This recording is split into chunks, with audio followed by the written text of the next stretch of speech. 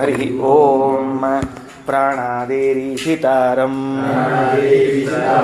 ಪರಮಸುಖನಿಧಿಂ ಸರ್ವದೋಷವ್ಯಪೇತಂ ಸರ್ವಾಂತಸ್ಥಂ ಸುಪೂರ್ಣಂ ಪ್ರಕೃತಿಪತಿಮಜಂ ಸರ್ವಬಾಹ್ಯಂ ಸುನಿತ್ಯಂ ಸರ್ವಜ್ಞಂ ಸರ್ವಶಕ್ತಿಂ ಸುರಮುನಿಮನುಜಾದ್ಯೈಃ ಸದಾ ಸೇವ್ಯಮಾನಂ ವಿಷ್ಣುಂ ವಂದೇ ಸದಾಹಂ ಸಕಲ ಜಗದನಾದ್ಯಂತ ಮಾನಂದದಂ ತಂ. ಈಗ ಬೆಳಗ್ಗೆ ಏನಿಷ್ಟು ಪಾಠ ಆಯಿತು, ಅದಕ್ಕೆ ಪ್ರಮಾಣ ವಾಕ್ಯವನ್ನು ಆಚಾರ್ಯರು ಉದಾಹರಣೆ ಮಾಡಲಿಕ್ಕೆ ಶುರು ಮಾಡ್ತಾರೆ. ಪರಮಾತ್ಮನು ಆತ್ಮವಾನ್ ಸ್ಯಾಮ್, ನನಗೊಂದು ಶರೀರ ಬರಲಿ ಎಂದು ಇಚ್ಛಿಸಿದ ಅಂತ ಹೇಳಿದ್ವಿ ನಾವು, ಹೌದಾ? ನೋಡ್ರಿ, ಉಪನಿಷತ್ತಿನಲ್ಲಿ ಬಂದ ಆತ್ಮ ಶಬ್ದಕ್ಕೆ ಶರೀರ ಎಂದು ಅರ್ಥ ಮಾಡಿದ್ದಾರೆ. ಅಂದ್ರೆ ಆ ಅರ್ಥವು ಅದ ಅಂತಾಯ್ತು ಈಗ, ಸರಿನಾ? ಶ್ರೀಮದಾಚಾರ್ಯರು ಅಂದ್ರೆ ಕೋಶದಾಗ ಅದ ಅಂತ ಅರ್ಥ, ಡಿಕ್ಷನರಿ ಒಳಗೆ ಶಾಸ್ತ್ರವಾಗಿ ಒಪ್ಪಿಕೊಂಡಾರ. ಏನಂತ ಒಪ್ಪಿಕೊಂಡಾರ? ಆತ್ಮ ಶಬ್ದಕ್ಕೆ ಶರೀರ ಅಂತನ್ನೋ ಅರ್ಥವು ಅದ. ಯಾಕೆ ಹಿಂಗೆ ಹೇಳಿಕತ್ತೀನಿ ಅಂತಂದ್ರೆ, ಬೇರೆ ಪ್ರಸಂಗಗಳಲ್ಲಿ ಎಲ್ಲಾದರೂ ಆತ್ಮಶಬ್ದ ಬಂದು ಅಲ್ಲಿ ಹೇಳೋದಿದ್ರೆ ಶರೀರ ಎನ್ನೋ ಅರ್ಥವನ್ನು ಮಾಡ್ಲಿಕ್ಕೆ ಅವಕಾಶ ಇರ್ತದೆ. ಅದಕ್ಕೆ ಹೇಳಿಕತ್ತೀನಿ. ಎಲ್ಲ ಕಡೆಗೆ ಪರಮಾತ್ಮ ಇದು ಇದೆ ನೋಡ್ರಿ, ಏನಂತಾರ? ಮಮ ಆತ್ಮ ಅಯಂ, ಇವ ನನ್ನ ಆತ್ಮ ಅಂದ್ರೆ ನನ್ನ ಇನ್ನೊಂದು ಶರೀರ ಇದ್ದಂಗೆ ಹಂಗೆ ಹೇಳಿಕ್ ಬರ್ತದೆ. ಮಮ ಆತ್ಮ ಅಯಂ, ಮಮ ಆತ್ಮ ಭದ್ರಸೇನಃ, ಮಮ ಆತ್ಮ ಅಯಂ ಮಮ ಪುತ್ರ, ಇವ ನನ್ನ ಆತ್ಮ ಅಂದ್ರೆ ನನ್ನೊಂದು ಶರೀರ ಇನ್ನೊಂದು ಶರೀರ ಇದ್ದಂಗೆ. ಹಂಗೆ ಆತ್ಮ ಶಬ್ದಕ್ಕೆ ಶರೀರ ಅನ್ನೋ ಅರ್ಥ ಮಾಡಿಕೊಂಡಿದ್ರೆ ಬೇರೆ ಕಡೆಗಳಲ್ಲೂ ಉಪಯೋಗಿಸ್ಲಿಕ್ಕೆ ಬರ್ತದೆ, ಸರಿನಾ? ಅದಕ್ಕೆ ಈಗ ಆತ್ಮ ಶಬ್ದಕ್ಕೆ ಆಚಾರ್ಯ ಏನರ್ಥ ಮಾಡಿದರು? ಶರೀರ. ಹಾಗಾದರೆ ಪರಮಾತ್ಮನು ನನಗೆ ಶರೀರದಂತೆ ಇರುವ ಈ ಜಗತ್ತನ್ನು ಸೃಷ್ಟಿ ಮಾಡುತ್ತೇನೆ ಅಂತ ಇಚ್ಛಿಸಿದ ಅಂತ. ಅದಕ್ಕೆ ಪ್ರಮಾಣ ವಾಕ್ಯ ಐಚ್ಛದ್ ವಿಷ್ಣು. ಸಿಕ್ಕದಿಲ್ಲ ವಾಕ್ಯ ಎಲ್ಲರಿಗೂ? 468ನೇ ಪುಟದಲ್ಲಿ ತೆಳಗ ಐಚ್ಛದ್ ವಿಷ್ಣು ಅದೇಹ ಸನ್, ದೇಹ ಸನ್, ಭಗವಂತ ದೇಹ ಇಲ್ಲದೆ ಇದ್ದವನಾಗಿ ವಿಷ್ಣು ಐಚ್ಛತ್, ಭಗವಂತ ಇಚ್ಛಿಸಿದ. ಏನಂತ? ದೇಹವಾನ್ ಸ್ಯಾಮ್ ಇತಿ ಪ್ರಭು, ನಾನು ದೇಹವುಳ್ಳವನಾಗುತ್ತೇನೆ ಎಂದು. ಪ್ರಭು ವಿಷ್ಣು, ಭಗವಂತನಿಗೆ ವಿಶೇಷಣ ಅದು. ಪ್ರಭು ವಿಷ್ಣು ಸರ್ವಸಮರ್ಥನಾದ ಪರಮಾತ್ಮನು. ಯಾಕ ಈ ಸಂದರ್ಭದಲ್ಲಿ ಭಗವಂತನಿಗೆ ಸರ್ವಸಮರ್ಥ ಎಂದು ಕರೆದದ್ದು? ಜಗತ್ತನ್ನು ಸೃಷ್ಟಿ ಮಾಡಿ ಈ ಜಗತ್ತು ನನ್ನ ದೇಹದಂತೆ ಅಂತ ಅನ್ಬೇಕಾದ್ರೆ ಎಂಥ ಸಾಮರ್ಥ್ಯ ಅವನಿಗೆ! ಏನೋ ಒಂದು ಮಣ್ಣಿನ ಮುದ್ದಿ ಮಾಡಿ, ಒಂದು ಗಡಿಗೆ ಮಾಡಿ, ಅದಕ್ಕೆ ಕಟಗಿ ಚುಚ್ಚಿ ಶರ್ಟ್ ಹಾಕಿ ಇದೊಂದು ನನ್ನ ದೇಹ ಅಂತ ಹೊಲದಾಗ ನಿಲ್ಸಂಗೆ ನಿಲ್ಸಿಲ್ಲಮ್ಮ. ಇಡೀ ದೊಡ್ಡ ಬ್ರಹ್ಮಾಂಡ, 14 ಲೋಕಗಳಿಂದ ಕೂಡಿದ ಬ್ರಹ್ಮಾಂಡವನ್ನು ನಿರ್ಮಾಣ ಮಾಡಿ ಇದು ನನ್ನ ದೇಹದಂತೆ ಅಂತ ಅನ್ಬೇಕಾದ್ರೆ ಮಹಾ ಸಮರ್ಥ. ಅದಕ್ಕೆ ಆ ಶಬ್ದ ಐಚ್ಛತ್ ವಿಷ್ಣು ಅದೇಹ ಸನ್ ದೇಹವಾನ್ ಸ್ಯಾಮಿತಿ ಪ್ರಭು. ಇಲ್ಲೆಲ್ಲೂ ನಾವೇನು ತಿಳ್ಕೋಬಾರದು? ಭಗವಂತನಿಗೆ ಸ್ವಂತಕ್ಕೆ ದೇಹ ಇರಲಿಲ್ಲ ಅಂತ ಅರಬಾರ್ದು. ಭಗವಂತನಿಗೆ ಸ್ವಂತಕ್ಕೆ ದೇಹ ಇರಲಿಲ್ಲ, ಅದಕ್ಕೆ ದೇಹ ಸೃಷ್ಟಿ ಮಾಡಿಕೊಂಡ ಅಂತ ಅರ್ಥ ಮಾಡಬಾರ್ದು. ಯಥೋ ದೇಹ ಇದಂ ಸರ್ವಂ, ಮುಂದಿನ ವಾಕ್ಯದಾಗ ತಿಳಿಸ್ತದ ಪ್ರಮಾಣ ಬ್ರಹ್ಮಾಂಡ ವಾಕ್ಯ. ಯಥೋ ಯಾವ ಕಾರಣ ಅಂದರೆ ಇದಂ ಸರ್ವಂ ದೇಹ. ಇದಂ ಸರ್ವಂ ಅಂದ್ರೆ ಇದೆಲ್ಲವೂ. ಯಾವುದೆಲ್ಲವೂ? ಬೆರಳು ಮಾಡ್ರಿ ಗೊತ್ತಾಗ್ತದೆ. ಇದು ಅಂತ ಯಾವುದಕ್ಕಂತೀರಿ? ಬೆರಳು ಮಾಡಿ ತೋರಿಸೋದಕ್ಕೆ ಇದು ಅಂತೀರಿ. ಇದು ಇದು ಅಂತ ಕೈಲಿ ಮಾಡಿ ತೋರಿಸೋದಕ್ಕೆ ಇದು ಅಂತೀರಿ. ಅದು ಅಂತಂದ್ರೆ ಭಾಳ ಕಾಯ್ದೆ ಬೆರಳು ಮಾಡೋ ಅವಶ್ಯಕತೆ ಇಲ್ಲೇ ಇಲ್ಲ, ಅದು ಒಂದು ಸಾಕಷ್ಟ ಕೆಲಸ. ಹಾಗಾದರೆ ಇದಂ ಸರ್ವಂ, ನನ್ನ ಕಣ್ಣಿಗೆ ಗೋಚರವಾಗುವ ಈ ಬ್ರಹ್ಮಾಂಡವೆಲ್ಲವೂ ಭಗವಂತನ ದೇಹ. ತಸ್ಯ ವಿಷ್ಣೋ ಅದೇಹಿನಃ, ದೇಹವಿಲ್ಲದೆ ಇರುವ ಪರಮಾತ್ಮನಿಗೆ ಇದೊಂದು ದೇಹ. ಅಂದರೆ ಇಂಥ ದೇಹ ಇದ್ದಿದ್ದಿಲ್ಲರಿ ದೇವರಿಗೆ. ಎಂಥ ದೇಹ? ಬ್ರಹ್ಮಾಂಡವೆಂಬ ದೇಹ ಇದ್ದಿದ್ದಿಲ್ಲ, ಅದೊಂದು ದೇಹ ಮಾಡಿಕೊಂಡ. ಬಂತ ನೋಡಿ, ಪ್ರಶ್ನೆ ಬಂತೀಗ. ಹಂಗಾರ ಇದನ್ನು ದೇಹ ಅಂತ ಹೆಂಗಂತೀರಿ? ಈಗ ದೇಹ ಈಗ ನೀವು ಹೆಂಗೆ ನಿಮ್ಮ ಮಾತುಗಳು ಹೆಂಗವ ಅಂದ್ರೆ ದೇಹದಂತೆ, ದೇಹ ಅಲ್ಲ, ಹೆಂಗೆ ಮಾತಾಡ್ತೀರಿ ಅಂತ ಅರ್ಥ ಆಗಲ್ತಾಗಿದೆ ನಮಗೆ. ಹೊಂದಿಸ್ಬೇಕಲ್ಲ ಅದನ್ನು. ಈಗ ಜಗತ್ತನ್ನು ಭಗವಂತನ ದೇಹ ಅಂದ್ಬಿಟ್ರೆ ಅವನಿಗೆ ಪ್ರಾಕೃತ ದೇಹ ಬಂದ್ಬಿಡ್ತದೆ. ಜಗತ್ತು ನಾಶವಾದರೆ ಭಗವಂತನಿಗೆ ನಾಶ ಒಪ್ಕೋಬೇಕು, ಅಥವಾ ಭಗವಂತನ ದೇಹಕ್ಕೆ ನಾಶ ಒಪ್ಕೋಬೇಕು. ಜಗತ್ತು ಸೃಷ್ಟಿಯಾದರೆ ಭಗವಂತನ ದೇಹದ ಸೃಷ್ಟಿಯನ್ನು ಒಪ್ಕೋಬೇಕು. ಅದು ಆಗಬಾರದು. ನೀವೇನು ಮಾಡ್ಲಿಕ್ಕತ್ತೀರಿ? ಜಗತ್ತು ಭಗವಂತನ ದೇಹದಂತೆ. ದೇಹದಂತೆ ಅನ್ಬೇಕಾದ್ರೆ ಹೆಂಗ ಅಂತ ಕೇಳಿದ್ರೆ ಅದಕ್ಕೆ ಉತ್ತರ ಕೊಡ್ತಾರೆ. ತದ್ವಶತ್ವಾತ್ ಸ್ವಯಂ ದೇವ ಚಿದಾನಂದ ಶರೀರಕಃ. ವಶ ಇದೆ ಅಂತನ್ನುವ ಸಾಮ್ಯದಿಂದ ಇದನ್ನು ದೇಹ ಅಂತ ಕರೀತಾರೆ. ಗೊತ್ತಾತಿಲ್ಲೋ ಏನಂತ ಹೇಳಿ? ಈಗ ನನ್ನ ದೇಹ ಅಂತ ಕರಿತೇವೆ ನಾವು.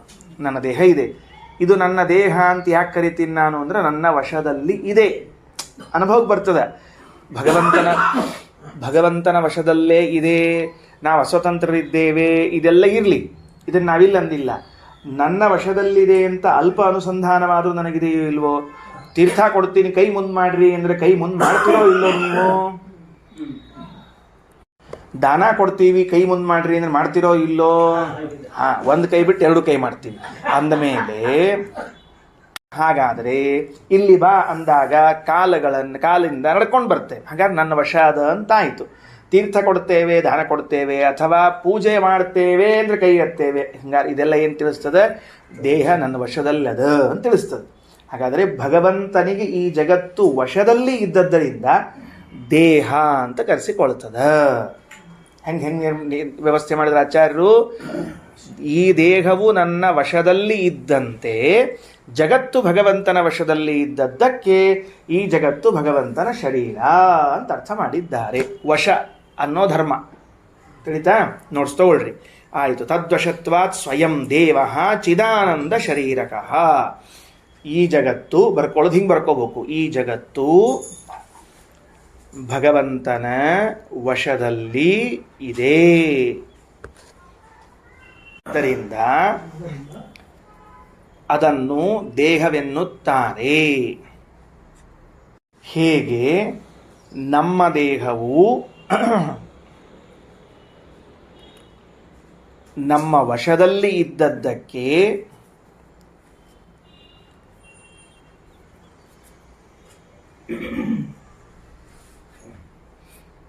ದೇಹವೆಂದು ವ್ಯವಹರಿಸುತ್ತೇವೋ, ಇದನ್ನು ದೇಹವೆಂದು ವ್ಯವಹರಿಸುತ್ತೇವೋ,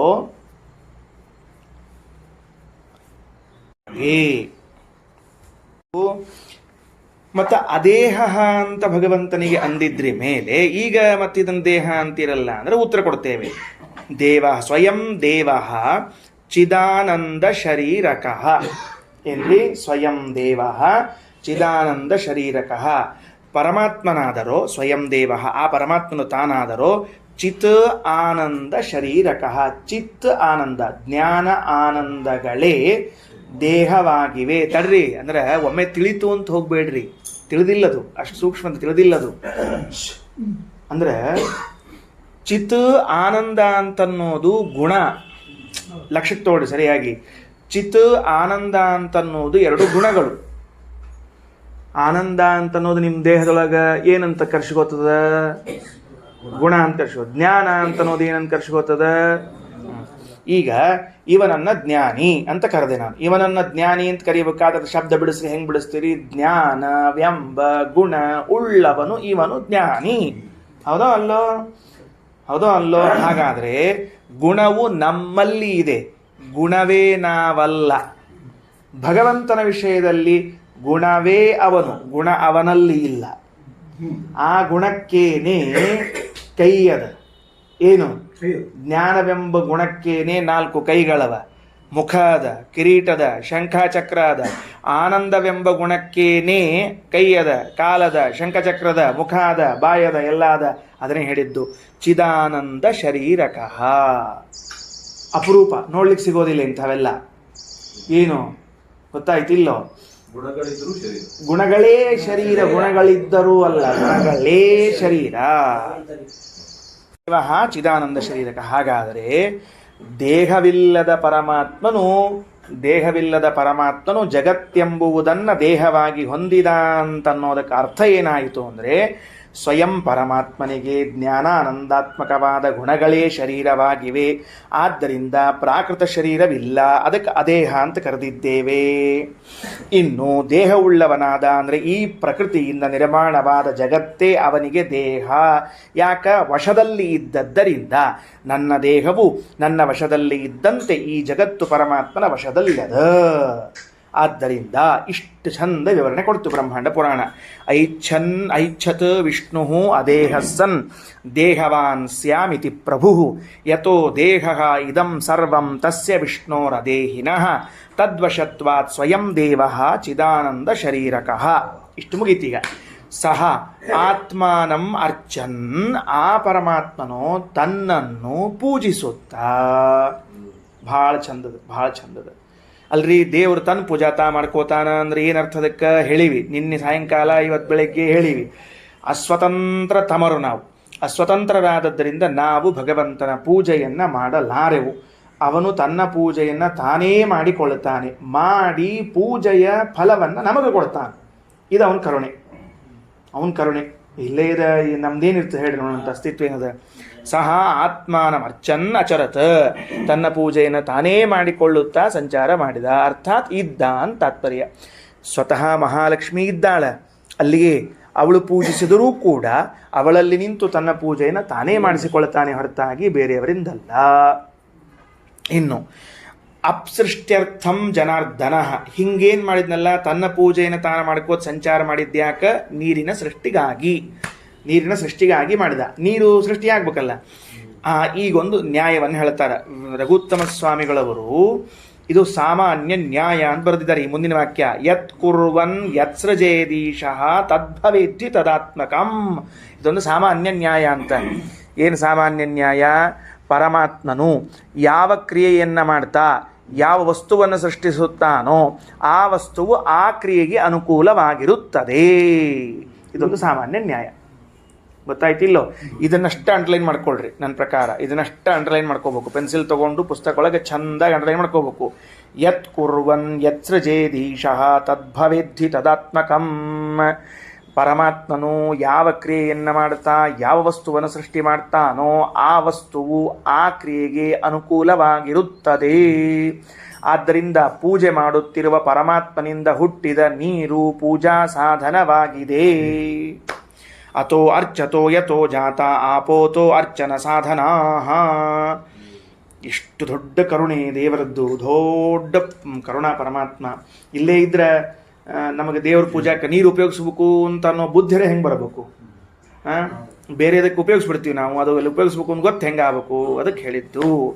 ಅದರ ಮೇಲೆ ಪ್ರಶ್ನೆ ಶ್ರೀಮದಾಚಾರ್ಯದು. ಓಹೋ, ನಿಮ್ಮ ದೇವರಿಗೆ ಬೇರೆ ರೀತಿಯಿಂದ ಮಾಡ್ಲಿಕ್ಕೆ ಬರುವುದಿಲ್ವೋ ನೀರು ಸೃಷ್ಟಿ? ಹಿಂಗೆ ಮಾಡಬೇಕಾ? ಪೂಜೆ ಮಾಡ್ಕೋತಾ ಮಾಡಬೇಕು ಏನು? ಮಲ್ಕೊಂಡಾಗ ಸೃಷ್ಟಿ ಮಾಡ್ಲಿಕ್ಕೆ ಬರ್ತಿತ್ತು. ಹಂಗೆ ಕೆಲವೊಮ್ಮೆ ಮಲ್ಕೊಂಡಾಗೂ ಸೃಷ್ಟಿ ಮಾಡ್ಯಾನ್ರಿ ಅಂತ ಕೆಲವ್ರು ಮಲ್ಕೊಂಡಾಗ ನೀರು ಹಾಕಿ ಎಬ್ಬಿಸ್ತಿರ್ತಾರೆ.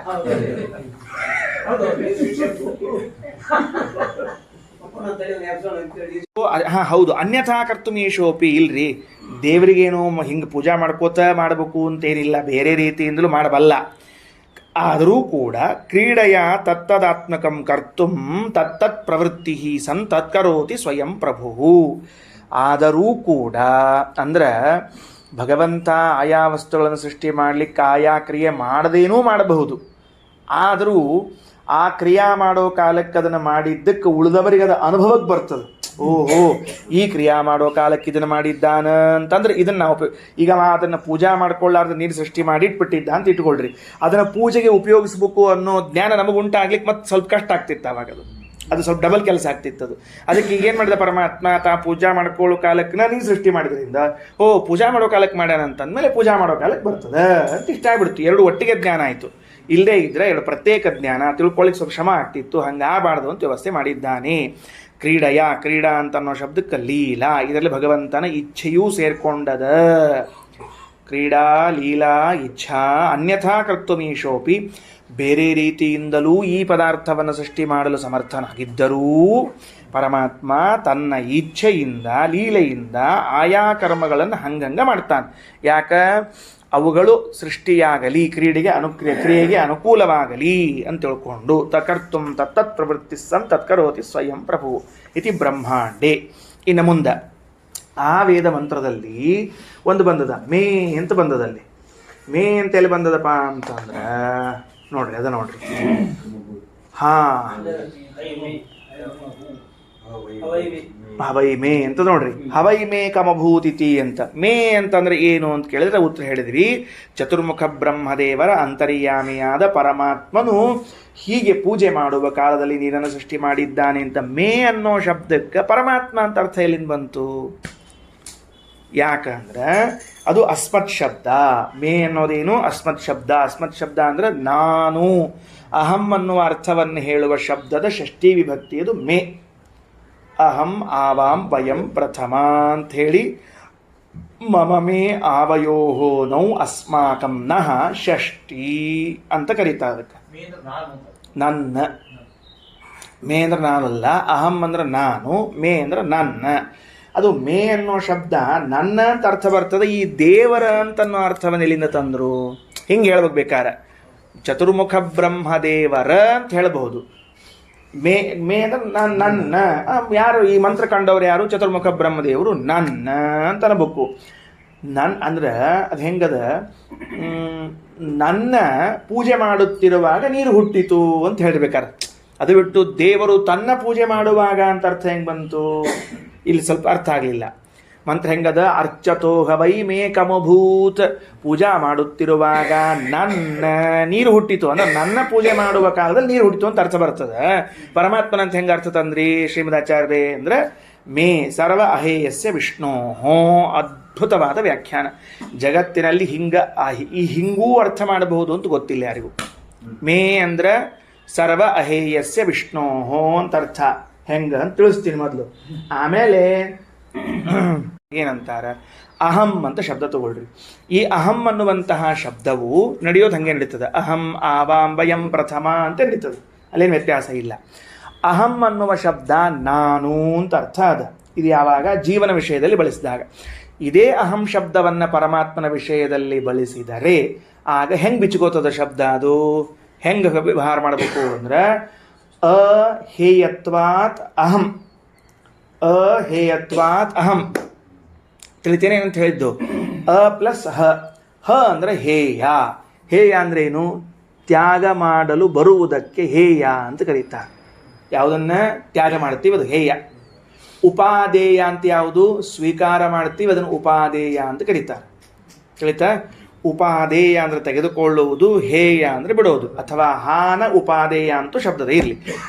ಹೇಯ ಹೇಯ ಅಂದ್ರೆ ಬಿಡೋದು ಬಿಡೋದು. ಅಹೇಯ ಅಹೇಯ ಅಂದ್ರೆ ಬಿಡದೇ ಇರೋದು ಅಂತ ಅರ್ಥ. ಸರಿ ಆಯ್ತಾ? ಅಹಂ ಅಂದ್ರೆ ಬಿಡದೇ ಇರುವುದು. ಯಾರು ಅಂದ್ರೆ ನಾವು ಅವನನ್ನು ಬಿಡಲಿಕ್ಕೆ ಬರುವುದಿಲ್ಲ. ಬರೇ ನಾವು ಅಂದ್ರೆ ಏನು ಅಂದ್ರೆ ಮನೆಯಾಗಿದ್ದವರು, ಮಠದಾಗಿದ್ದವರು, ಊರಾಗಿದ್ದವರು ಅಂತ ಅರ್ಥವೋ, ಜಗತ್ನಲ್ಲಿದ್ದವರು ಅಂತ ಅರ್ಥವೋ? ಸರ್ವ ಅಹೇಯಸ್ಯ. ಜಗತ್ತಿನಲ್ಲಿ ಮಹಾಲಕ್ಷ್ಮಿಯನ್ನು ಪ್ರಾರಂಭ ಮಾಡಿಕೊಂಡು ಯಾರೂ ಕೂಡ ಅವನನ್ನು ಬಿಡಲು ಬರುವುದಿಲ್ಲವಾದದ್ದರಿಂದ ಸರ್ವ ಅಹೇಯನಾದ ಪರಮಾತ್ಮ ಅಹಂ ಎಂದು ಕರೆಸಿಕೊಂಡ. ಆ ಶಬ್ದದ ಷಷ್ಠಿ ವಿಭಕ್ತಿ ಮೇ ಅಂತಾಯಿತು. ಆ ಶಬ್ದದ ಷಷ್ಠಿ ವಿಭಕ್ತಿ ವಿಷ್ಣು, ಸರ್ವ ಅಹೇಯಸ್ಯ ವಿಷ್ಣು ಅಂತಾಯ್ತು. ಹಾಗಾದರೆ ಅಲ್ಲಿ ಮಂತ್ರಕ್ಕರ್ಥ ಏನಾಯಿತು? ಅರ್ಚತೋಹ ವೈ ಮೇ ಅಂದರೆ ನನ್ನ ಅಲ್ಲ ಪರಮಾತ್ಮನ ಪೂಜೆ ಮಾಡುತ್ತಿರುವಾಗ ನೀರು ಹುಟ್ಟಿತು ಅಂತ ಸರಿ ಅರ್ಥ ಬಂತು. ಈಗ ಹೌದ್ರಿ ಸ್ವಾಮಿ, ಹಂಗೆ ಬಳಸಿಬಿಡ್ತೀರಿ ಒಮ್ಮಿಂದೊಮ್ಮೆಲೆ. ಹಂಗೆ ನೀವು ಪ್ರಮಾಣ ಬೇಕಲ್ಲ ಹಂಗೆ ಮಾಡಲಿಕ್ಕೆ ಅಂದರೆ ಬ್ರಹ್ಮತರ್ಕದ ವಾಕ್ಯ ಹೇಳ್ತಾರೆ ಶ್ರೀಮದಾಚಾರ್ಯರು. ಅಸ್ಮತ್ ಶಬ್ದಗತೈರ್ವಿಷ್ಣು ವಾಚ್ಯ ಸಪ್ತ ವಿಭಕ್ತಿಭಿ. ಅಸ್ಮತ್ ಶಬ್ದದ ಸಪ್ತ ವಿಭಕ್ತಿಗಳೇನವ ಅಷ್ಟೂ ವಿಭಕ್ತಿಗಳಿಂದಲೂ ಪರಮಾತ್ಮನ ಹೇಳಲಿಕ್ಕೆ ಬರ್ತದೆ. ಅಹಂ ಪರಮಾತ್ಮ, ಆವಾಂ ಪರಮಾತ್ಮನ 2 ರೂಪಗಳು, ವಯಂ ಪರಮಾತ್ಮನ ಬಹುರೂಪಗಳು, ಮಾಂ ಪರಮಾತ್ಮನ ರೂಪ, ಮಾಮ್ಮ ಆವಾಂ ಪರಮಾತ್ಮನ ರೂಪಗಳು, ನೌ ಆವಾಂ ನಹ, ಈ ಎಲ್ಲ ಶಬ್ದಗಳ 21 ರೂಪ, 7 ಮೂರಲೆ 21 ರೂಪಗಳಿಂದ ಭಗವಂತನನ್ನು ಕರೀಲಿಕ್ಕೆ ಬರ್ತದೆ. ರಾಮ ರಾಮೋ ರಾಮ ಅಂದಮೇಲೆ ಹೇ ರಾಮ ಹೇ ರಾಮೋ ಹೇ ರಾಮ ತನಕ ತಗೊಂಡ್ರಿ ಅಂದರೆ, ಸಂಬೋಧನೆ ಬಿಟ್ಟು 7 ಭಕ್ತಿಗಳನ್ನು ತೆಗೆದುಕೊಂಡ್ರಿ ಅಂದರೆ 21 ರೂಪ ಆಗ್ತಾವೆ. ಅಷ್ಟುದರಿಂದಲೂ ಪರಮಾತ್ಮನ ಹೇಳಿ ಬರ್ತದೆ. ಅಸ್ಮತ್ ಶಬ್ದಗತೈರ್ ವಿಷ್ಣು ವಾಚ್ಯ ಸಪ್ತ ವಿಭಕ್ತಿಭಿ ಸರ್ವ ಅಹೇಯತಸ್ತ್ವೇಕಃ. ಹೆಂಗೆ ಹೇಳಿ ಯಾಕೆ ಹೇಳಿ ಬರ್ತದೆ ಅಂದ್ರೆ, ಸರ್ವ ಅಹೇಯತಸ್ತು ಏಕಃ, ಪರಮಾತ್ಮ ಇದ್ದಾನಲ್ಲ ಸರ್ವ ಅಹೇಯನಾಗಿದ್ದಾನೆ, ಯಾರಿಂದಲೂ ಅವನನ್ನು ಬಿಡಲು ಬರುವುದಿಲ್ಲ. ಜಗಳ ಮಾಡಿಕೊಂಡ್ರೆ ಏನ್ರಿ, ಸರ್ವ ಅಹೇಯನಾದವನು ಒಬ್ಬನೇ ವಿಷ್ಣು, ಆದ್ದರಿಂದ ಸಪ್ತವಿಭಕ್ತಿಗಳು ಬಳಸಿ ಬರ್ತದೆ. ಏಕಃ, ಜಗಳ ಮಾಡಿಕೊಂಡ್ರೆ ಬೇಕಾದ್ರೆ ಮನೆಯೊಳಗಿದ್ದವ್ರನ್ನ ಬಿಟ್ಟು ಹೋಗ್ಬೋದು ಸ್ವಲ್ಪ ಹೊತ್ತು ಅಂತ ಅರ್ಥ ಅದಕ್ಕೆ. ಇತಿಶೇಷ, ಬಟ್ ಜೀವನ ಪೂರ್ತಿ ಅಂತ ಹಿಂಗೆ ಅರ್ಥ ಮಾಡಬಾರ್ದು, ಅದು ಬಾಧಿತ ಆಗ್ತದೆ ಆ ಅರ್ಥ. ಆದ್ದರಿಂದ ಏನು ಅಂದರೆ ಬಿಟ್ಟು ಹೋಗ್ಬಹುದು. ಭಾಳ ಅಂದ್ರೆ ಮಕ್ಕಳನ್ನ ಬಿಟ್ಟು ಹೋಗ್ಬಹುದು, ಹೆಂಡತಿನ ಬಿಟ್ಟು ಹೋಗ್ಬಹುದು, ಮನೆ ಬಿಟ್ಟು ಹೋಗ್ಬಹುದು, ರಾಜ್ಯ ಬಿಟ್ಟು ಹೋಗ್ಬಹುದು, ದೇಶ ಬಿಟ್ಟು ಹೋಗ್ಬಹುದು. ಅವನು ಬಿಟ್ಟು ಎಲ್ಲಿ ಹೋಗಕ್ಕೆ ಹೇಳಿ ನೋಡಂತ ಬರುವುದಿಲ್ಲ. ಆದ್ದರಿಂದ ಅವ ಸರ್ವ ಅಹೇಯನಾಗಿದ್ದಾನೆ. ತೊರೆದು ಜೀವಿಸಬಹುದೇ ಹರಿ ನಿನ್ನ ಚರಣಗಳ, ದಾಯಾದಿ ಬಂಧುಗಳ ತೊರೆದು ಜೀವಿಸಬಹುದು, ಹರಿ ನಿನ್ನ ಚರಣಗಳ ತೊರೆದು ಜೀವಿಸ್ಲಿಕ್ಕೆ ಬರೋದಿಲ್ಲ. ಭಗವಂತನ ಹೇಳಬೇಕು. ಏಕಸ್ಯ ಸರ್ವಸ್ಯ ಪ್ರತಿಯೋಗಿತ ಯುಷ್ಮತ್ ಶಬ್ದ ಅಭಿಧೇಯಶ್ಚ. ಹಂಗಾರೆ ಅಹಂ ಅನ್ನೋ ಶಬ್ದದಿಂದ ನೀವು ಹೇಳ್ತೀರಿ ಅಂದಮೇಲೆ ತ್ವಮ್ ಅನ್ನೋ ಶಬ್ದದಿಂದ ಹೇಳ್ರಿ. ಅಸ್ಮತ್ ಶಬ್ದದಿಂದ ನೀವು ಹೇಳುವುದಾದರೆ ಯುಷ್ಮತ್ ಶಬ್ದದಿಂದಲೂ ಹೇಳ್ರಿ ಅಂದರೆ ಹೇಳ್ತೀವಿ. ಅಲ್ರಿ ಭಗವಂತಗ ನೀನು ಅಂತ ಹೆಂಗೆ ಕರಿತೀರಿ ನೀವು? ಭಾರಿ ವಿಚಿತ್ರ. ದೇವರೇ ನೀನು ಅಂತ ಕರೀಲಿ ಬರ್ತೇನೆ? ಅಹಂ ಅಂತ ಕರಿಬಹುದು, ಯಾಕಂದ್ರೆ ನೀವು ಅಹೇಯನಾದದ್ರಿಂದ ಅಂತ ಅದನ್ನು ಹೊಂದಿಸ್ಬಿಟ್ರಿ. ನೀವು ಅದನ್ನು ಅಹಂ ಅಂದ್ರೆ ನಾನು ಅಂತ ಅರ್ಥ ಹೇಳಿಲ್ಲ ನೀವು. ಅಹಂ ಅಂದರೆ ಅಹೇಯನಾದದ್ದರಿಂದ ಅಹಂ ಅಂದ್ರೆ. ತ್ವಮ್ ಅಂತ ನೀನು ಅಂತ ಹೆಂಗೆ ಕರ್ಲಿಕ್ಕೆ ಬರ್ತದೆ ಅಂದರೆ ಬರ್ತದೆ. ಯುಷ್ಮತ್ ಶಬ್ದಾಭಿಧೇಯ ಸರ್ವಸ್ಯ ಪ್ರತಿಯೋಗಿತ, ಎಲ್ಲರ ಪ್ರತಿಯೋಗಿ. ಪ್ರತಿಯೋಗಿ ಅಂದ್ರೆ ಏನು? ಎದುರಿನಲ್ಲಿ ಇರ್ತಾನಾದ್ದರಿಂದ ಪ್ರತಿಯೋಗಿ ಅಂದರೆ ಎದುರಿಗೆ ಇದ್ದವನು. ಈ ಅಂದರೆ ಎದುರಿಗಿದ್ದವನು. ಈಗ ನಾನು ನೀನು ಅಂತ ಯಾರನ್ನು ಕರಿತೀನಿ ಹೇಳ್ರಿ? ನಾನು ಎದುರಿಗಿದ್ದವನು ಕರಿತೀನಿ. ನೀನು ನೀನು ಅಂತೇನೆ. ಹಾಗಾದರೆ ನೀನು ನೀನು ಅಂತ ಕರೆಸಿಕೊಳ್ಳುವ ವ್ಯಕ್ತಿ ಅಸಲಿಗೆ ಆ ವ್ಯಕ್ತಿ ಅಲ್ಲ, ಒಳಗಿದ್ದ ಪರಮಾತ್ಮ ನೀನು. ನಾ ಹಂಗೆ ಅನ್ಕೊಂಡಿರ್ತೀವಿ, ನೀನು ಅಂತ ಕರೆದದ್ದು ಎದುರಿಗಿದ್ದ ವ್ಯಕ್ತಿಯನ್ನ ಅಂತ ಅಲ್ಲ. ಹೆಂಗೆ ಹಂಗೆ ನೀವು ಹೇಳ್ಕೊಂಡು ನಾವು ಗುಣ ಹಾಕ್ಬೇಕೇನು? ನೀನು ಅಂತ ಕರೆದೆ, ನಾನು ಕರೆದ್ಕೊಳ್ಳೆ ನೀ ಬಾರೋ ಅಂತಂದೆ, ಬಂದರಿ ಅಂದ. ಉತ್ತರ ಕೊಟ್ಟವ್ ಯಾರು ಅಂತ ವಿಚಾರ ಮಾಡ್ರಿ. ಶರೀರ ಉತ್ತರ ಕೊಟ್ಟಿತೋ? ಶರೀರ ಉತ್ತರ ಕೊಡ್ತೋ? ಶರೀರ ಅಲ್ಲ ಉತ್ತರ ಕೊಟ್ಟದ್ದು. ಉತ್ತರ ಕೊಟ್ಟದ್ದು ಯಾರು? ಒಳಗಿದ್ದ ಜೀವ. ಹಾಗಾದ್ರೆ ನೀನು ಅನ್ನೋ ಶಬ್ದ ಹೊರಗಿನ ದೇಹಕ್ಕೆ ಸಂಬಂಧಪಟ್ಟಿಲ್ಲ, ಒಳಗಿದ್ದಕ್ಕೆ ಸಂಬಂಧಪಟ್ಟದಂತ ಆತು. ಹಂಗಾರೆ ಅವನೊಳಗೆ ಯಾರು ಇದ್ದಾರೋ ಅವನ ಲಾಸ್ಟೋ ಅಂತ ನೋಡಿದರೆ ಅವನೊಳಗೊಬ್ಬ ಇದ್ದಾನೆ. ಹಂಗಾರೆ ನೀನು ಅನ್ನೋನು ಒಳಗಿದ್ದವನು ಹೇಳ್ತದ ಅಂತ ಅಂದಮೇಲೆ ಶರೀರ ಅಲ್ಲ, ಒಳಗಿದ್ದ ಜೀವ. ಅವ ಅಲ್ಲ, ಒಳಗಿದ್ದವ ಪರಮಾತ್ಮ ನೀನು ಅಂತ ಕರ್ಸ್ಕೊಳಿಕ್ ಬರ್ತದ. ಆದ್ದರಿಂದ ನೀನು ಅಂದ್ರೆ ಪರಮಾತ್ಮ ಹಿಂಗೆ ಹೇಳದ ವ್ಯಾಖ್ಯೆ. ಅಸ್ಮತ್ ಶಬ್ದಗತೈರ್ ವಿಷ್ಣು ವಾಚ್ಯ ಸಪ್ತ ವಿಭಕ್ತಿಭಿ ಸರ್ವಾಹೇತ್ವತಸ್ತ್ವೇಕಃ ಸರ್ವಸ್ಯ ಪ್ರತಿಯೋಗಿತಃ ಯುಷ್ಮತ್ ಶಬ್ದಾಭಿಧೇಯಶ್ಚ ತತ್ಶಬ್ದೈಶ್ಚ ಪರೋಕ್ಷತಃ ಸ ಏವ ಬಹುರೂಪತ್ವಾತ್ ಬಹುಶಬ್ದಾಭಿಧಾನವಾನ್. ಅಲ್ಲ, ಒಬ್ಬನು ಪರಮಾತ್ಮ ಇದ್ದಾನೆ. ಒಬ್ಬನು ಪರಮಾತ್ಮ ಇದ್ದಾಗ ಬಹುವಚನ ಅಂತವನ್ನ ಹೆಂಗೆ ಬಳಸ್ತೀರಿ? ಒಬ್ಬನಿಗೆ ಬಳಸಬಾರ್ದಲ್ಲ. ಅಂದರೆ ಬಹುರೂಪಗಳಿವೆ. ಅವ ಒಬ್ಬನೇ ಇದ್ರೂ ಅವನಿಗೆ ಬಹುರೂಪವ. ಜೀವಸ್ಥಿತೇನ ರೂಪೇಣ ಹೃದ್ಯೇನಾಪಿ ದ್ವಿದೋಚ್ಯತೆ. ಭಾಳ ಚಂದದ. ಅದು ಅಸ್ಮದಾದಿ ಶಬ್ದಗಳಿಂದ ಕರೆಸಿಕೊಳ್ಳೋ ಯಾರು ಅಂದ್ರೆ ಜೀವೇ ಸ್ಥಿತೇನ ರೂಪೇಣ, ಜೀವನಲ್ಲಿ ಇದ್ದ ಪರಮಾತ್ಮನ ರೂಪ ಅಹಂ ತ್ವಂ ಅಂತ ಕರೆಸ್ಕೋತದ. ಅಥವಾ ಹೃದ್ಯೇನಾಪಿ ದ್ವಿದೋಚ್ಯತೆ, ಈ ಜಡವಾದ ಶರೀರದ ಹೃದಯದಲ್ಲಿದ್ದ ಭಗವದ್ ರೂಪವಾದರೂ ಅಹಂ ತ್ವಂ ಅಂತ ಕರೆಸಿಕೊಳ್ಳುತ್ತದ. ಅಂದ್ರೆ ದೇವರನ್ನ ನಮ್ಮ ದೇಹದಲ್ಲಿ ಎರಡು ಕಡೆಗೆ ನೋಡಬೇಕು. ಎರಡು ಕಡೆಗೆ ಯಾವುದು? ಸ್ಥೂಲವಾದ ಶರೀರದ ಹೃದಯದಲ್ಲಿರುವ ಆತ್ಮ, ಜೀವನ ಸ್ವರೂಪದಲ್ಲಿರುವ ಅಂತರಾತ್ಮ. ಎರಡೂ ರೂಪಗಳಿಗೂ ಅಹಂ ತ್ವಂ ಇತ್ಯಾದಿ ಶಬ್ದಗಳನ್ನು ಕರೀಲಿಕ್ಕೆ ಬರ್ತದೆ. ಅಂಥೇಳಿ ಜೀವರಿಂದ ಅಭಿನ್ನ ಅಂತ ತಿಳಿಬೇಡ್ರಿ. ಮತ್ತೆ ಭಿನ್ನೋಪಿ ಸರ್ವಜೀವೇಭ್ಯ, ಎಲ್ಲ ಜೀವರಿಂದಲೂ ಭಿನ್ನನಾಗಿದ್ದಾನೆ. ಸರ್ವ ವಸ್ತುಭ್ಯ ಏವಚ, ಎಲ್ಲ ವಸ್ತುಗಳಿಂದಲೂ ಭಿನ್ನನಾಗಿದ್ದಾನೆ. ಅಲ್ರಿ ಹಂಗ್ಯಾಕೆ ಅನ್ಬೇಕು? ಇಲ್ಲಿದ್ದಾನಂದ್ಮೇಲೆ ಇದು ಅದು ಒಂದು ಅಂತ ಮಾಡಿಬಿಡ್ರಲ್ಲ ಅಂತಂದ್ರೆ ನೀ ಮಾಡಬಹುದಪ್ಪ. ಪೂರ್ಣಾನಂದಾದಿ ರೂಪಸ್ಯ ಕುತೋ ಅಲ್ಪ ಸುಖಿನೈಕತಾ. ಅವ ಪೂರ್ಣಾನಂದ ಸ್ವರೂಪ, ಇದು ಅಲ್ಪ ಸುಖಿ. ಅಲ್ಪ ಸುಖಿಗೂ ಪೂರ್ಣ ಸುಖಿಗೂ ಐಕ್ಯ ಹೇಳಲಿಕ್ಕೆ ಬರುವುದಿಲ್ಲ. ಕಷ್ಟ ಆಗ್ತದೆ, ಸ್ವಲ್ಪ ಮ್ಯಾಚ್ ಆಗಂಗಿಲ್ರಿ ಇದಷ್ಟೇ. ಸರಿ. ನೀರಿಗೆ ಕಮ್ ಅಂತ ಹೆಸರದ ಯಾಕ ಅಂದ್ರೆ ಉದಕಂ ಸುಖ ಹೇತುತ್ವಾತ್ ಕಮಿತ್ತೇವ ಅಭಿಧೀಯತೆ. ವ್ಯಾಸ ನಿರುಕ್ತ ಅಂತ ಒಂದು ಗ್ರಂಥ ಶ್ರೀಮದಾಚಾರ್ಯ ಕೊಟ್ಟಿರುವಂತಹದ್ದು. ವೇದವ್ಯಾಸದೇವರು ಯಾವ ನಿರುಕ್ತ ಗ್ರಂಥವನ್ನು ಬರೆದಿದ್ದಾರೋ ಅದಕ್ಕೆ ವ್ಯಾಸ ನಿರುಕ್ತ ಅಂತ ಕರೀತಾರೆ. ಅಲ್ಲಿ ಏನು ಬಂದದ? ಉದಕಂ ನೀರನ್ನು ಕಮ್ ಅಂತ ಕರಿತೀವಿ. ಯಾಕ ಅಂದ್ರೆ ಸುಖ ಹೇತುತ್ವಾತ್, ಸುಖ ಸಾಧನ, ಸುಖಕ್ಕೆ ಕಾರಣ. ನಾನು ಭಾರೀ ಶ್ರೀಮಂತನಿದ್ದೇನೆ. ಎಷ್ಟು ಶ್ರೀಮಂತನಿದ್ದೇನೆ ಅಂದರೆ ನಿತ್ಯದಲ್ಲಿ 1000 ಲೀಟರ್ ಹಾಲಿನಿಂದ ಸ್ನಾನ ಮಾಡುವಷ್ಟು ಸಮರ್ಥನಿದ್ದೇನೆ, ಶ್ರೀಮಂತನಿದ್ದೇನೆ. ಹಾಲಿನಿಂದ ಸ್ನಾನ ಮಾಡಿದೆ, ಸುಖವಾಯಿತಾ? ನಾನು ನಿತ್ಯ ಬೆಣ್ಣೆಯಲ್ಲಿ ಸ್ನಾನ ಮಾಡುವನಿದ್ದೀನಿ, ಬೆಣ್ಣೆಯಲ್ಲಿ ಸ್ನಾನ ಮಾಡ್ತೀನಿ, ಅಷ್ಟು ಸಮರ್ಥನಿದ್ದೀನಿ ನಾ, ಶ್ರೀಮಂತ. ಕೆಲವರು ಹಾಲು ಮೊಸರನ್ನ ಕೈ ತೊಳ್ಕೊತಿರ್ತಾರೆ ಅಂತಿರ್ತಾರೆ ನೋಡ್ರಿ, ಗೊತ್ತಿಲ್ಲ ಯಾಕಂತ ಹೇಳಿ, ಅದನ್ನ ಆಮೇಲೆ ಹೇಳ್ತೇನೆ. ಅದಕ್ಕೆ ಹಾಲು ಮೊಸರನ್ನ ಕೈ ತೊಳ್ಕೊಳ್ಳೋ ಅಷ್ಟು ಹಾಲು ಮೊಸರು ಇದ್ರೂ ಕೂಡ ನೀರಿನಲ್ಲೇ ಸ್ನಾನ ಮಾಡಬೇಕು, ನೀರೇ ಕುಡಿಬೇಕು, ಏನು ಬೇರೆ ಏನು ಮಾಡ್ಲಿಕ್ಕೆ ಬರುವುದಿಲ್ಲ. ಅಂದಮೇಲೆ ಸುಖಕ್ಕೆ ಸಾಧನವಾದದ್ದು ಯಾವುದು? ನೀರು. ಬೇಕಾದಿದ್ರೂ ಆಗೋದಿಲ್ಲ. ಉದಕಂ ಸುಖ ಹೇತುತ್ವಾತ್ ಕಮಿತ್ತೇವಾಭಿಧೀಯತೆ. ಉಲ್ಟಾ ಅನ್ನಾಹಾರಾದಿಗಳಿಲ್ಲದೆ ಇದ್ರೂ ನೀರು ಕುಡ್ದಾದ್ರೂ ಇರಬಹುದು. ನೀರಿಲ್ಲದೆ ಇದ್ರೆ ನಾನು ಹೋಳಿಗೆ ಪಳಗಿ ತಿನ್ಕೊಂಡಿರ್ತೀನಿ ಅಂತಂದ್ರೆ ಅದಕ್ಕೆ ಇನ್ನು ತದೇವ ಹೆಚ್ಚತೋ ಜಾತಂ ಅಥೋ ಅರ್ಕ ಇತಿ ಕೀರ್ತ್ಯತೆ. ತದೇವ ಅದುವೇ, ಆ ನೀರೇ ಅರ್ಚತೋ ಜಾತಂ, ಪೂಜೆ ಮಾಡುತ್ತಿರುವಾಗ ಹುಟ್ಟಿದ್ರಿಂದ ಅರ್ಕ ಅಂತ ಕರೆಸಿಕೊಳ್ಳುತ್ತದೆ. ಅರ್ಚತೋ ಜಾತಂ ಸುಖ ಸಾಧನಂಚ ಇತ್ಯರ್ಕ ಇತ್ಯರ್ಥ. ಭಾಳ ಚಂದ ನೋಡ್ರಿ. ಪೂಜೆ ಮಾಡುತ್ತಿರುವಾಗ ಹುಟ್ಟಿದೆ ಹಾಗೂ ಸುಖ ಸಾಧನವೂ ಆಗಿದ್ದರಿಂದ ನೀರಿಗೆ ಅರ್ಕ ಎಂದು ಕರೆಯುತ್ತಾರೆ. 2 ಅರ್ಥ ಬಂತೀಗ, ಹೊಸದೊಂದು ಅರ್ಥ ಸೇರಿಸಿದ್ರು ಶ್ರೀಮದಾಚಾರ್ಯರು. ಮೊದಲಿಗೆ ಏನು ಮಾಡಿದ್ವಿ? ಪೂಜಾ ಮಾಡೋ ಕಾಲಕ್ಕೆ ಹುಟ್ಟೇದ ಅಂತ ಇಷ್ಟ ಹೇಳಿದ್ವಿ. ಈಗೇನು ಹೇಳಿಕತ್ತೀವಿ ಅಂತಂದ್ರೆ ಸುಖಕ್ಕೆ ಸಾಧನವೂ ಹೌದು ನೀರು ಅನ್ನುವುದು. ಓಕೆ. ಅರ್ಚತೋ ಜಾತಂ ಸುಖ ಸಾಧನಂಚ ಇತ್ಯರ್ಕ ಇತ್ಯರ್ಥ. ಕಮ್ ಸುಖಮಸ್ಮೈ ಭವತಿ. ಕಮ್ ಆಗ್ತದ ಅಂತ ಹೇಳಿ ಯಾರು ಹಿಂಗೆ ತಿಳ್ಕೋತಾರೋ ಅವರಿಗೆ ಕಮ್ ಆಗ್ತದ ಅಂದ್ರೆ ಸುಖವಾಗ್ತದ. ಮಹಾತ್ಮ ಗ್ರಂಥವನ್ನು ಇಟ್ಕೊಂಡು ಹೇಳ್ತಾರೆ ಆಚಾರ್ಯರು. ಅಪಾಂ ಹಿ ಸುಖ ಹೇತು ನಾಂ ವೇದ ವಿಷ್ಣೋರ್ಜನಿಂ ಹಿ ಯಹ ಸ ಮುಕ್ತ ಸುಖ ಭಾಗೇವ ಸ್ಯಾದ್ ವಿಷ್ಣುಸ್ತು ಪ್ರಸಾದತಃ ಇತಿ ಮಹಾತ್ಮೇ. ನೋಡ್ರಿ, ಯಹ ಶ್ಲೋಕದ ಕೊನೆಯಲ್ಲಿ ಬರ್ತದೆ. ಯಹ ಯಾರು, ಸುಖ ಹೇತೂನಾಂ ಅಪಾಂ ಜನಿಂ ಅಪಾಂ ವಿಷ್ಣೋ ಜನಿಂ ವೇದ, ಯಾವ ಅಧಿಕಾರಿಯು ನಮ್ಮ ಸುಖಕ್ಕೆ ಸಾಧನವಾದ ನೀರು ವಿಷ್ಣೋ ಜನಿಂ ಭಗವಂತನಿಂದ ಹುಟ್ಟಿದೆ ಎಂದು ತಿಳಿಯುತ್ತಾನೋ ಸಹ ಮುಕ್ತ ಸನ್, ಅವನು ಮುಕ್ತನಾಗ್ತಾನ. ಸುಖಭಾಕೇವ, ಸುಖವುಳ್ಳವನಾಗುತ್ತಾನೆ. ಹೆಂಗ? ವಿಷ್ಣೋ ಪ್ರಸಾದತಃ, ಭಗವಂತನ ಅನುಗ್ರಹದಿಂದ. ಏನ್ರಿ, ಒಂದು ಸಣ್ಣ ವಿಷಯ ತಿಳ್ಕೊಂಡ್ರು ಭಗವಂತ ಅನುಗ್ರಹ ಮಾಡ್ತಾನ ಅಂತಂದ್ರೆ ದೊಡ್ಡದ ಲಾಭ, ಶಾಸ್ತ್ರದ ಲಾಭ, ದೊಡ್ಡ ಲಾಭ.